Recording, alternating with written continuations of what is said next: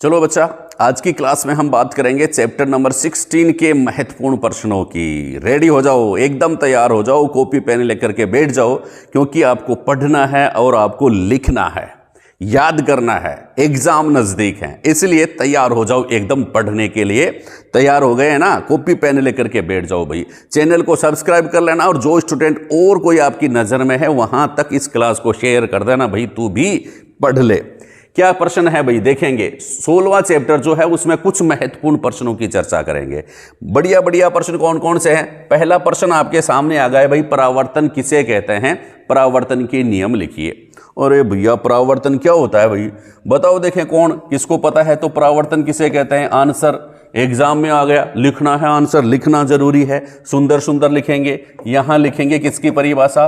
परावर्तन किसे कहते हैं भाई? परावर्तन परिभाषा बताओ, एक बार मैं बोल देता हूं, वो आप लिखते भी जाना। जब कोई प्रकाश की किरण, प्रकाश आता ना, सूर्य का प्रकाश आ गया, टॉर्च का प्रकाश आ गया, है ना, उसको अपन शीशे पे डालेंगे दर्पण पर, तो वह टकरा करके किसी दूसरी दिशा में तो लौटेगी ना, किसी ना किसी दिशा में लौटती है। तो इसी को क्या कहते हैं बच्चा? प्रकाश का परावर्तन कहते हैं। समझ में आ गई बात? तो लिख दो इस बात को। क्या लिखेंगे? जब कोई प्रकाश की किरण, जब कोई प्रकाश की किरण, किसकी किरण है? प्रकाश की किरण। जब कोई प्रकाश की किरण, ठीक है, ये इतना याद होने के बाद क्या लिखेंगे? जब कोई प्रकाश की किरण, फिर लिखेंगे किसी पृष्ठ से टकराती है, किसी पृष्ठ से टकराती है। जब कोई प्रकाश की किरण किसी पृष्ठ से टकराती है, लिख लिया। दूसरा इतना सा याद कर लो पहले तो, जब कोई प्रकाश की किरण, फिर इतना सा याद हो जाएगा किसी पृष्ठ से टकराती है। जब कोई प्रकाश की किरण किसी पृष्ठ से टकराती है तो वह, फिर ये लाइन भी याद कर लेना, तो वह वापस लौट जाती है, तो वह वापस लौट जाती है। लिख लिया? चलो, इस घटना को ही क्या कहते हैं? प्रकाश का परावर्तन कहते हैं। इस घटना को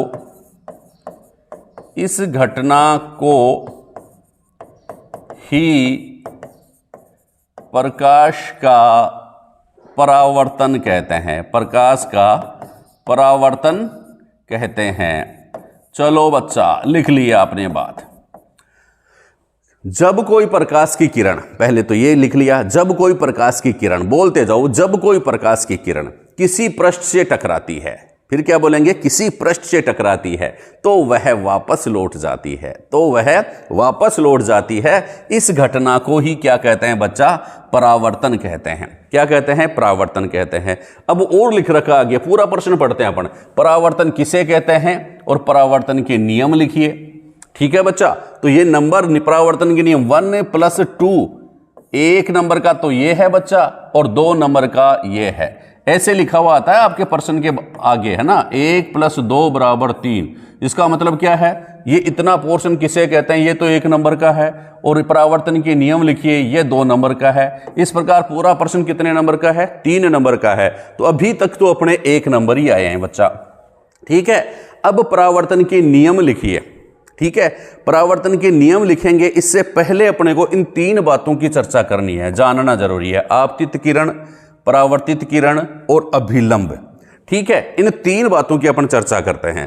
ठीक है, इनको समझ लेंगे तब जाके परावर्तन का नियम भी समझ में आ जाएगा। देखिए, अलग अलग परिभाषा भी पूछ लेते हैं। अब मान लो, देखो, ये दर्पण जो है आपके पास घर में, जो दर्पण है, शीशा है, उसको मैंने यहां इस प्रकार से रख दिया है। ठीक है, ये दर्पण, ये इसके नीचे पॉलिश की हुई है।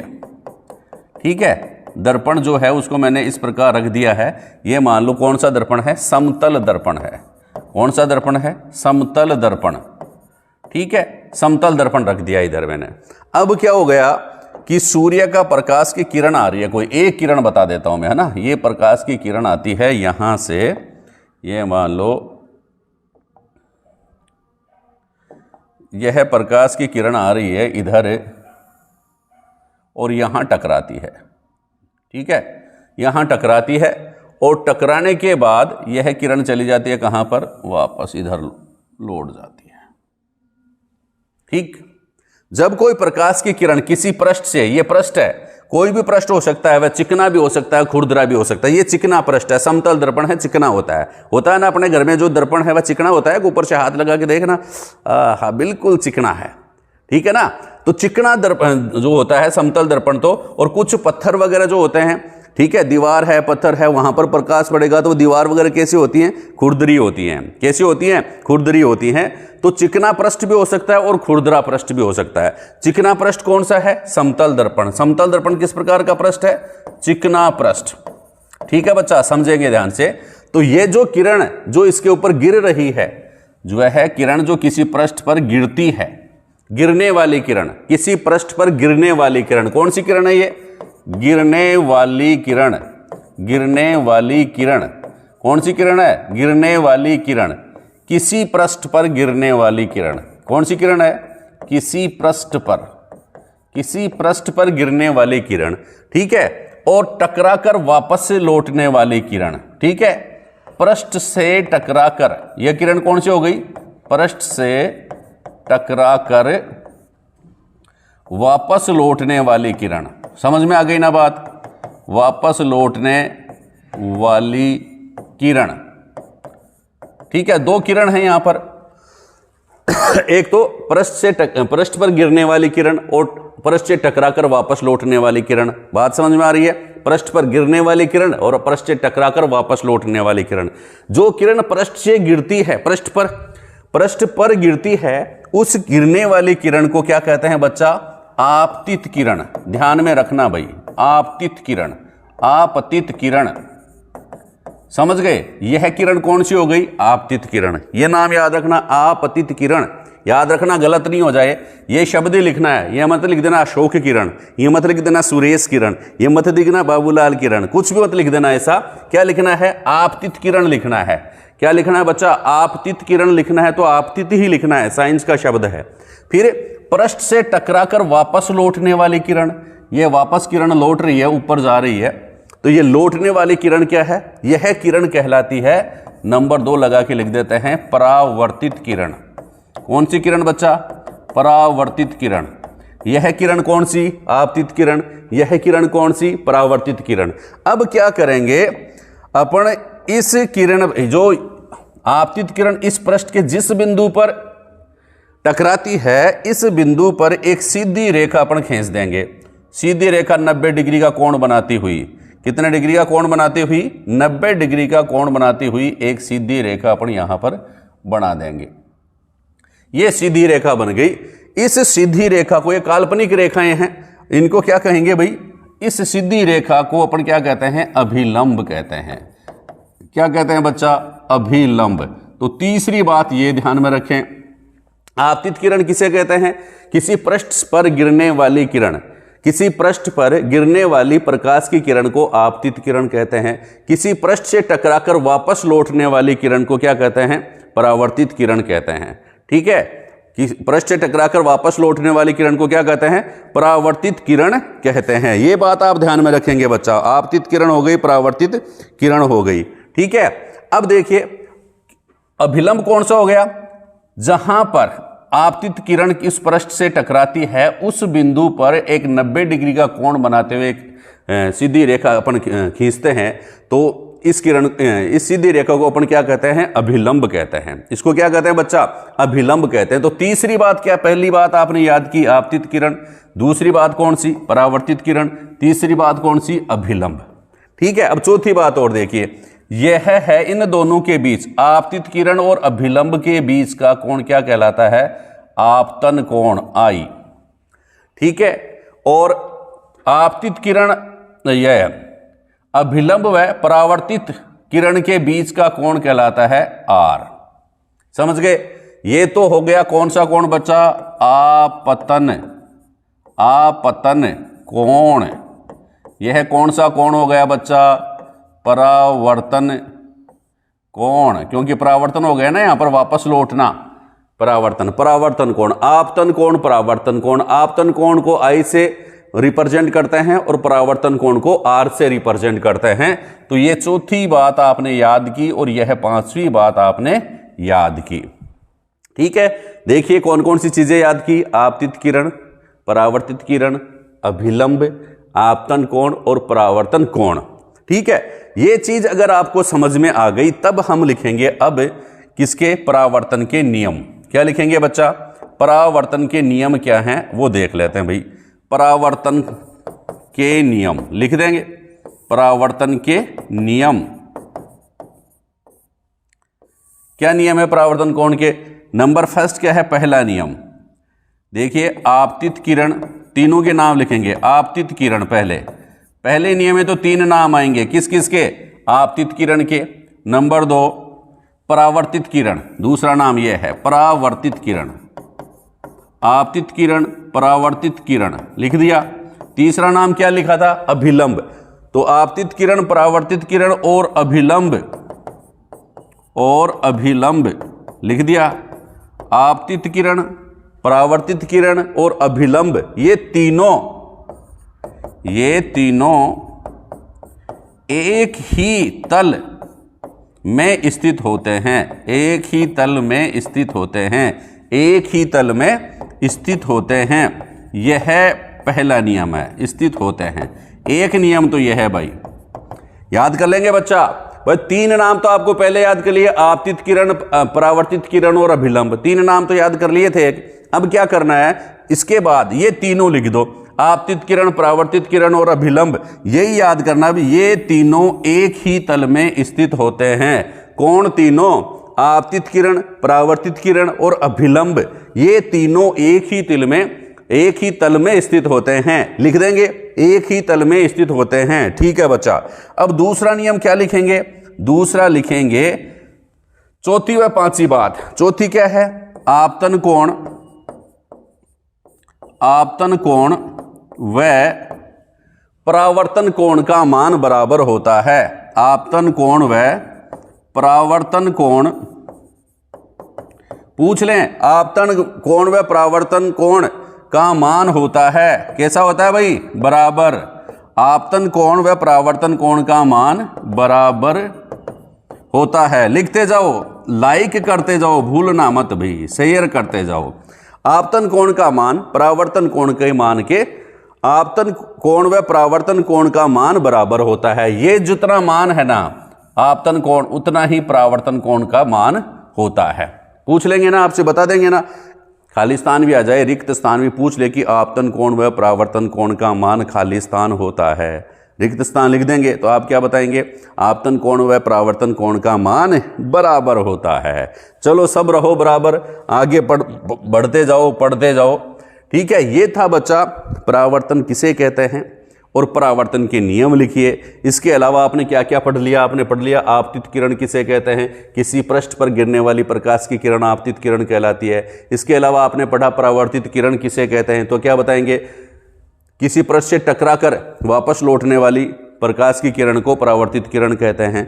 अभिलंब किसे कहते हैं, जहां पर किसी पृष्ठ के जिस बिंदु पर आपतित किरण टकराती है, किसी पृष्ठ के जिस बिंदु पर आपतित किरण टकराती है वहां पर 90 डिग्री का कोण बनाते हुए जब एक रेखा खिंच जाती है तो उस रेखा को अपन क्या कहते हैं, अभिलंब कहते हैं। ठीक है, तो ये 5 बात तो ये पढ़ ली, परावर्तन के नियम पढ़ लिए, आपतित किरण, परावर्तित किरण और अभिलंब तीनों एक ही तल में स्थित होते हैं, ये तो पहला नियम हो गया। दूसरा, आपतन कोण व परावर्तन कोण का मान बराबर होता है। ये 5 बात मैंने बताई, 5 बातों के नियम बना दिए, ये परावर्तन के नियम है। 3 बातें पहले नियम में आ गई और 2 बातें दूसरे नियम में आ गई। बात समझ में आ गई। अगला प्रश्न और देखो भाई, अगला प्रश्न क्या है बच्चा, आपतन कोण व परावर्तन कोण किसे कहते हैं। तो ये भी बड़ी समझा तो दिया, अब लिख और देते हैं, आपतन कोण किसे कहेंगे और परावर्तन कोण किसे कहेंगे। देखिए आंसर लिख भाई, अंशराज आंसर लिख दो गुरुजी, आंसर लिख देंगे। पहला कौन सा पूछ रहे हैं भाई, आपतन कोण। प्रश्न देख लेना, मैं कह रहा हूं बोर्ड के एग्जाम में कैसा लिखा हुआ आ गया। अगर ये ऐसा है ना 1 + 1 = 2, तो 2 टुकड़ों में आंसर देना है। आपतन कोण का अलग देना है, परावर्तन कोण का अलग देना है, तब जाके 2 नंबर आएंगे। आपतन कोण का दे रहे हैं भाई, किसे कहेंगे आपतन कोण। देखो परिभाषा कि आपतित किरण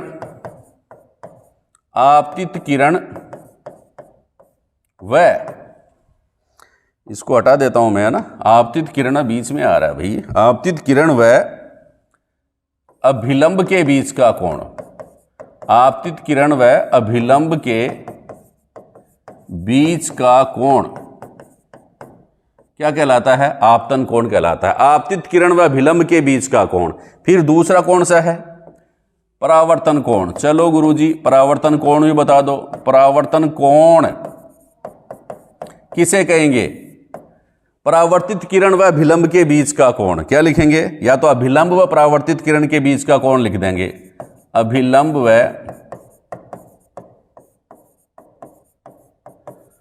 परावर्तित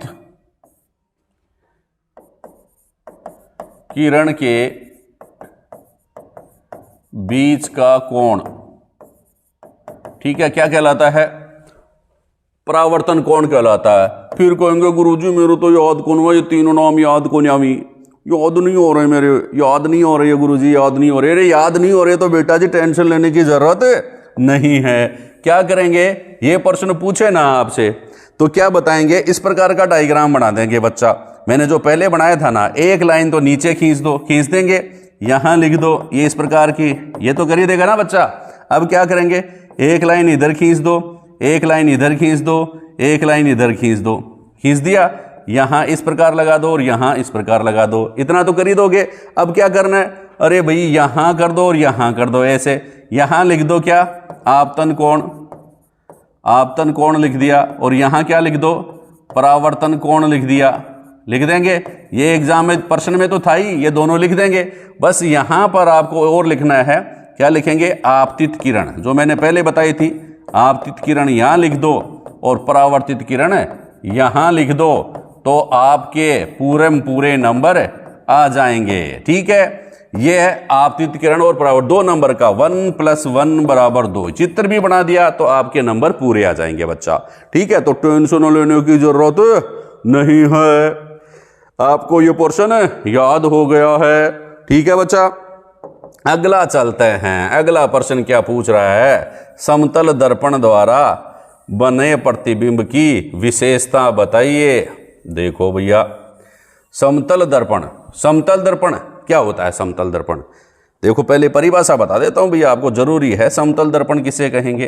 परिभाषा तो आंसर क्या लिखेंगे? समतल दर्पण लिख दिया। क्या लिख दिया? समतल दर्पण किसे कहेंगे बच्चा?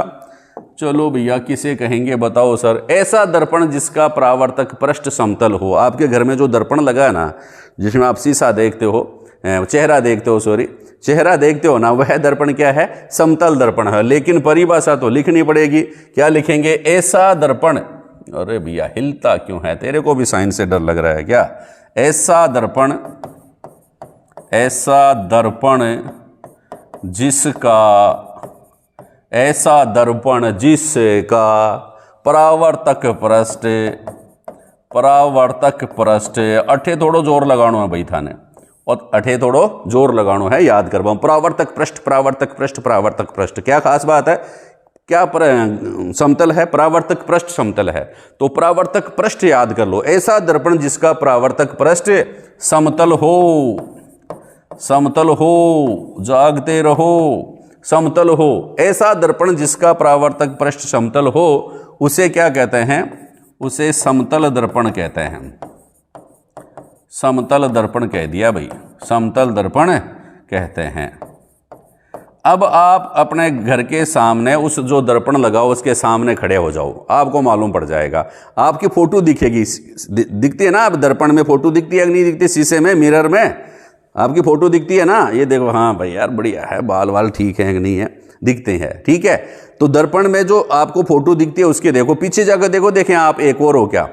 आप पीछे जाके देखते हैं दर्पण के कोई नहीं है, लेकिन दर्पण के अंदर दिखाई दे रहे हो आप। पीछे जाके देखते हैं तो कोई है ही नहीं, नहीं होता ना भाई। क्या कारण है? तो इसका मतलब क्या है? पहली विशेषता आपने याद कर ली भाई ऐसा करते ही। कौन सी विशेषता याद की बच्चा?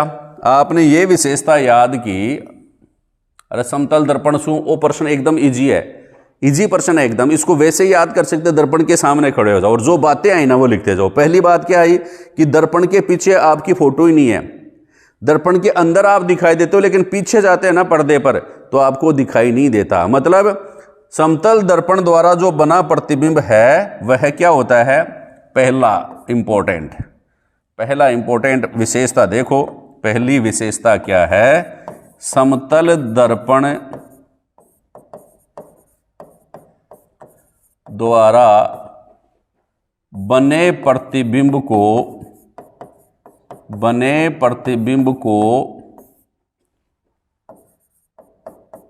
पर्दे पर प्राप्त नहीं किया जा सकता। पर्दे पर प्राप्त नहीं किया जा सकता, नहीं किया जा सकता।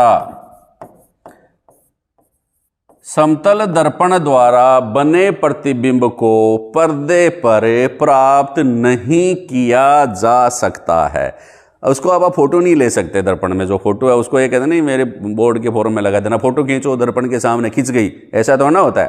पर्दे पर प्राप्त नहीं कर सकते, ठीक है ना। कांच में फोटो दिखा करके आप अपनी फोटो नहीं ले सकते हो, किसी पर्दे पर प्राप्त नहीं कर सकते हो। इसका मतलब क्या है? समतल दर्पण द्वारा बने प्रतिबिंब को पर्दे पर प्राप्त नहीं किया जा सकता। इसी को दूसरी भाषा में लिख सकते हैं, समतल दर्पण द्वारा बना प्रतिबिंब क्या होता है? आभासी होता है। समतल दर्पण द्वारा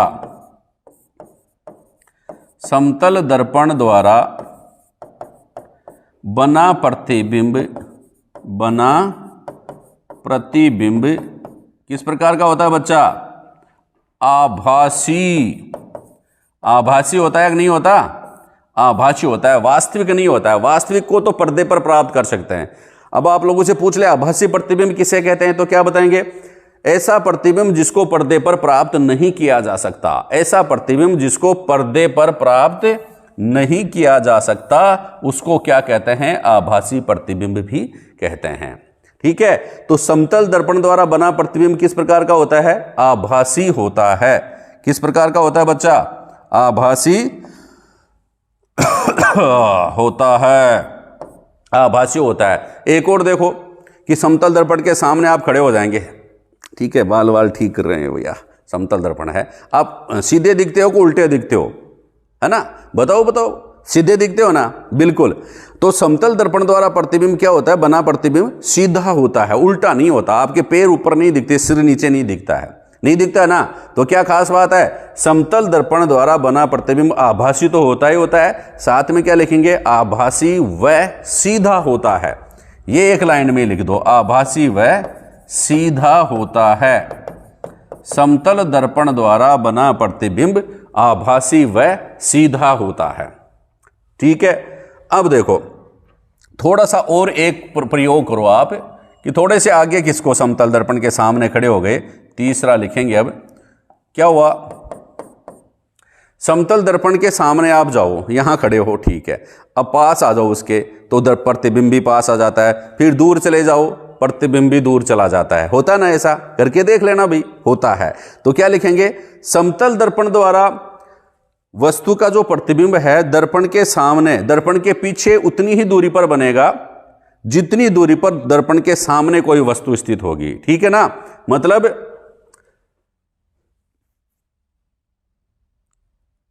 समतल दर्पण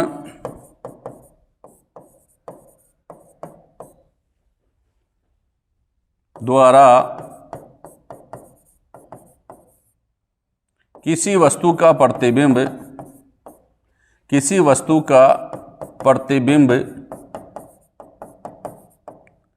दर्पण के पीछे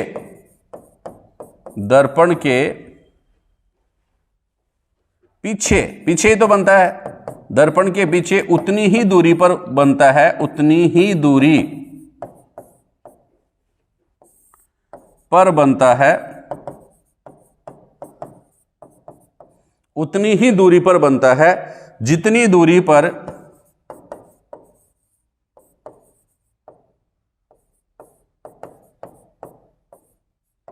वस्तु दर्पण से स्थित होती है, दर्पण से दूर स्थित होती है।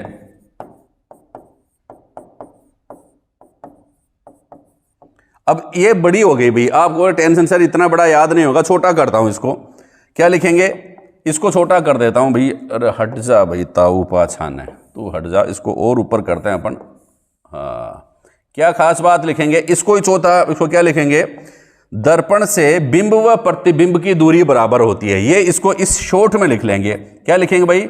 दर्पण से बिंब व प्रतिबिंब। बिंब तो क्या हो गया? वस्तु, और प्रतिबिंब का मतलब उसका चित्र। बिंब व प्रतिबिंब की दूरी समान होती है, की दूरी बराबर होती है। ये लिख देना। दर्पण से तीसरा जो गुण है वह ऐसा लिख देना कि दर्पण से बिंब व प्रतिबिंब की दूरी क्या होती है? बराबर होती है। दर्पण से, यहाँ ये दर्पण है, इसके आगे ये वस्तु है, इसकी दूरी और इसके पीछे जो वस्तु का चित्र बन रहा है, प्रतिबिंब बन रहा है, वह दोनों क्या है? बराबर दूरी पर होता है।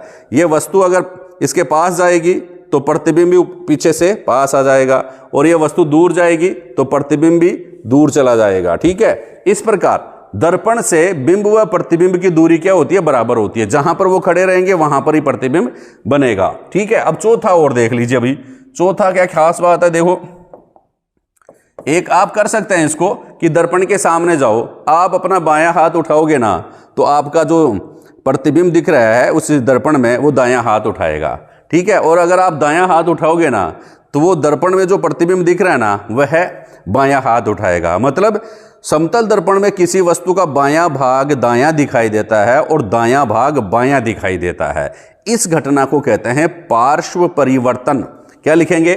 ये इंपॉर्टेंट है, ये भी प्रश्न पूछ लेते हैं। क्या होता है भाई समतल दर्पण में? चौथी घटना क्या होती है कि समतल दर्पण में किसी वस्तु का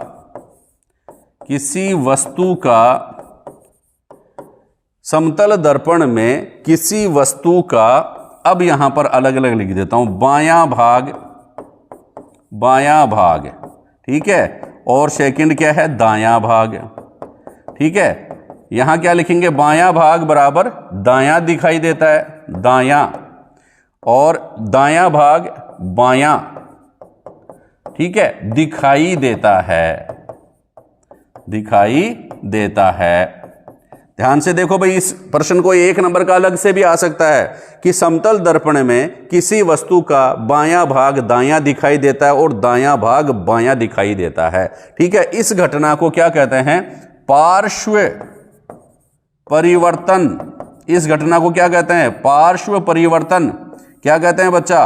पार्श्व परिवर्तन कहते हैं। इस घटना को क्या कहते हैं? पार्श्व परिवर्तन कहते हैं। किसे कहेंगे पार्श्व परिवर्तन? कि समतल दर्पण में किसी वस्तु का बायां भाग है वह तो दायां दिखाई देगा और दायां भाग जो है वह बायां दिखाई देगा। इस घटना को अपन क्या कहते हैं? पार्श्व परिवर्तन कहते हैं। बात समझ में आ गई होगी। अब देखो नेक्स्ट, विसरित व नियमित परावर्तन किसे कहते हैं? तो क्या लिखेंगे? आप लिखना जरूरी है, इसको मैं समझा देता हूं। देखो, अगर कोई वस्तु है, मैंने कहा था एक तो चिकनी हो सकती है, ये चिकनी वस्तु है, यह जिसको कहते हैं ना चिकना पृष्ठ, ये चिकना पृष्ठ है, और एक क्या है? खुरदरा पृष्ठ है। एक क्या है बच्चा? ये खुरदरा पृष्ठ है, ये खुरदरा पृष्ठ है। दो प्रकार के पृष्ठ हैं, एक तो चिकना पृष्ठ है और एक खुरदरा पृष्ठ है। ठीक है, कौन सा पृष्ठ है भाई? खुरदरा पृष्ठ। दो पृष्ठ होते हैं मुख्यतः, एक तो चिकना पृष्ठ होता है, एक खुरदरा पृष्ठ होता है। अब होता क्या है, जब कोई प्रकाश की किरण किसी चिकने पृष्ठ से टकराती है तो वह एक निश्चित दिशा में लौट जाती है।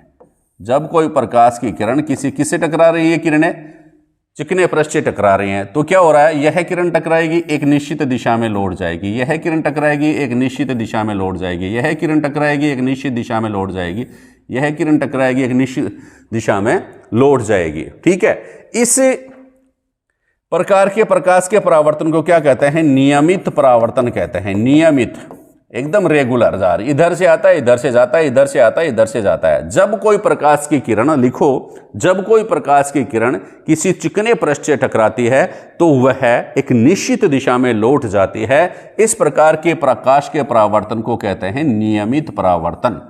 ठीक है, और जब कोई प्रकाश की किरण किसी खुरदरे पृष्ठ से टकराती है, टकरा गई भाई, खुरदरे पृष्ठ से टकरा रही है, एक यहां टकरा गई, एक यहां टकरा गई, एक यहां टकरा गई और एक यहां टकरा गई, तो इनका कोई भरोसा नहीं है, ये यहां भी जा सकती है, ये इधर भी जा सकती है, ये टकरा रही हैं, ठीक है, ये इधर चली गई और ये जो है ना ये इधर चली गई, तो एक फिक्स दिशा में नहीं है, जरूरी नहीं है ये इधर भी चली जाए, जरूरी नहीं है ये इधर भी चली जाए, जरूरी नहीं है ये इधर भी चली जाए, जरूरी नहीं है ये इधर भी चली जाए। तो खुरदरे पृष्ठ से टकराने पर क्या है, किरणों का कोई भरोसा नहीं है, किसी भी दिशा में लौट जाएं तो क्या कहेंगे, इसको विसरित परावर्तन कहेंगे। क्या कहेंगे भाई, विसरित परावर्तन। क्या लिखेंगे, विसरित परावर्तन। नियमित परावर्तन की परिभाषा देखो यहां लिख देता हूं मैं, विसरित परावर्तन। विसरित परावर्तन किसे कहेंगे, क्या लिखेंगे, पहली खास बात, जब विसरित परावर्तन में खुरदरे पृष्ठ से टकराएगा, है ना, जब कोई प्रकाश की किरण, जब कोई प्रकाश की किरण, जब कोई प्रकाश की किरण, लिख दिया क्या, जब कोई प्रकाश की किरण किसी खुरदरे पृष्ठ से टकराती है, किसी खुरदरे पृष्ठ से टकराती हैं, जब कोई प्रकाश की किरण किसी खुरदरे पृष्ठ से टकराती हैं तो किसी भी दिशा में लौट सकती हैं, तो किसी भी दिशा में, तो किसी भी दिशा में लौट जाती हैं, लौट जाती हैं। इस घटना को क्या कहते हैं, प्रकाश विसरित परावर्तन कहते हैं। इस घटना को थोड़ा सुंदर लिख लेना भाई आप, अब की बार मैं सुंदर ही लिखूंगा। इस घटना को क्या कहते हैं भाई, विसरित परावर्तन कहते हैं, विसरित परावर्तन कहते हैं। और डायग्राम बना देना फिर कौन सा, विसरित परावर्तन का, ये ठीक है, ये विसरित परावर्तन है। खुरदरे पृष्ठ से टकराती है तो वह किसी भी दिशा में लौट जाती है, इस घटना को क्या कहते हैं, विसरित परावर्तन कहते हैं, ठीक है। और नियमित परावर्तन, यहां प्रकाश खुरदरे पृष्ठ की जगह क्या लिखना है, चिकना पृष्ठ। जब कोई प्रकाश की किरण किसी चिकने पृष्ठ से टकराती है, चिकने पृष्ठ, यहां तो लिख देंगे चिकने पृष्ठ से, किसमें, कौन सी डेफिनेशन लिखेंगे, नियमित परावर्तन में।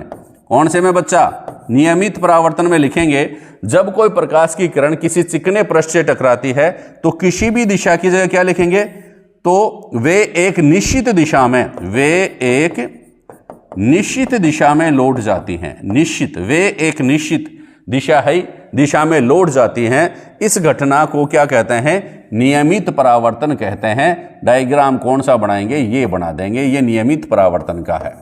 ये किसका है बच्चा, नियमित परावर्तन का है। बात समझ में आ गई। अब अगला प्रश्न देखो आप, अगला प्रश्न यही है, कौन सा,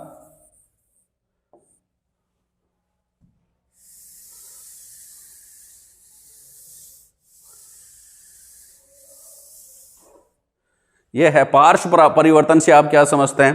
पार्श्व परिवर्तन किसे कहते हैं, मैंने कहा था कि समतल दर्पण में किसी वस्तु का समतल पार्श्व परावर्तन कौन से दर्पण में होता है, समतल दर्पण में होता है। ये तो आप पहले ध्यान रखें, पार्श्व परावर्तन जो होता है किसमें होता है, समतल दर्पण में होता है, ठीक है गुरुजी, ये मैंने बता ही दिया आपको। वैसे विशेषता पहले, आंसर फिर भी यहां लिखना क्या है, सुंदर सुंदर लिखेंगे, पार्श्व परिवर्तन, पार्श्व परिवर्तन किसमें होता है, अंडरलाइन कर दी, समतल दर्पण में होता है। तो क्या लिखेंगे यहां पर कि समतल दर्पण में, पहली लाइन, पहला शब्द यही है स्टार्ट करने वाला आंसर का, समतल दर्पण में, सुंदर लिखो, किसी वस्तु का, समतल दर्पण में किसी वस्तु का बायां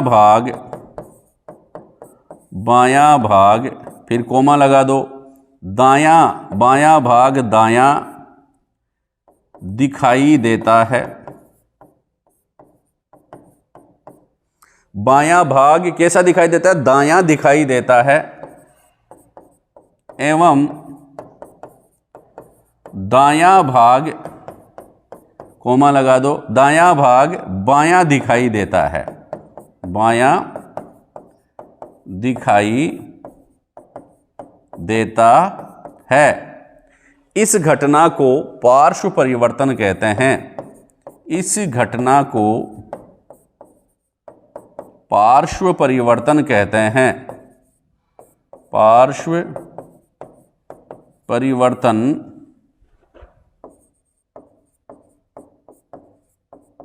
कहते हैं? पार्श्व परिवर्तन हो गया कि समतल दर्पण में किसी वस्तु का बायां भाग दायां दिखाई देता है एवं दायां भाग बायां दिखाई देता है। इस घटना को पार्श्व परिवर्तन कहते हैं।